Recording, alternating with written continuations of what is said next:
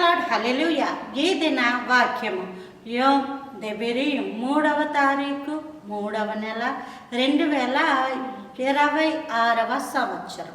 మన దేవుడు ఇస్తున్న చక్కటి మాట సంఖ్యాకాండము 23వ అధ్యాయము 19వ వచనం.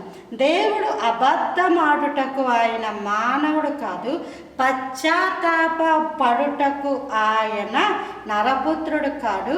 ఆయన చెప్పి చేయకుండునా, ఆయన మాట ఇచ్చి స్థాపింపకుండునా.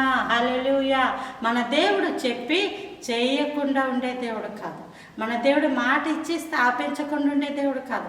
ఆయన లోకంలో మనం ఎవరి మాటను నమ్ముతాం? ఒక వ్యక్తి తన వలే తల్లి గర్భంలోంచి పుట్టి వచ్చిన వ్యక్తి మాటను నమ్మలేడు, నమ్మకూడదు కూడా. నేను నమ్మాను. మనుషుల్ని నమ్మి మోసపోయిన వాళ్ళు ఉంటారు, కానీ దేవుని నమ్మి మోసపోయిన వాళ్ళు అంటూ ఎవరు ఉండరు.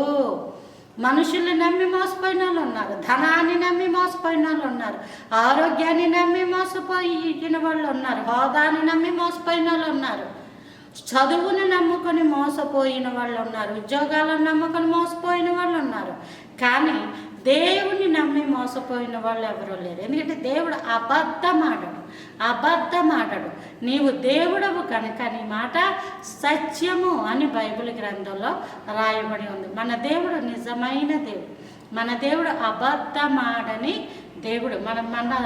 మన దేవుడు అబద్ధము కాదు, సత్యము. యోహాను సువార్త 14వ అధ్యాయం 6వ వచనం.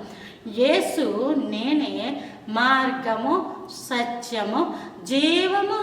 ఆయన అంటే దేవుడే నిజం. మన దేవుడు నిజమైన దేవుడు. నిజమైన దేవుడు అని దేవునికి ఒక గొప్ప పేరు కూడా ఉంది. ఎందుకంటే ఆయన కన్నులుండి చూస్తాడు, నోరుండి మాట్లాడతాడు, చెవులుండి ప్రార్థనలు వింటాడు.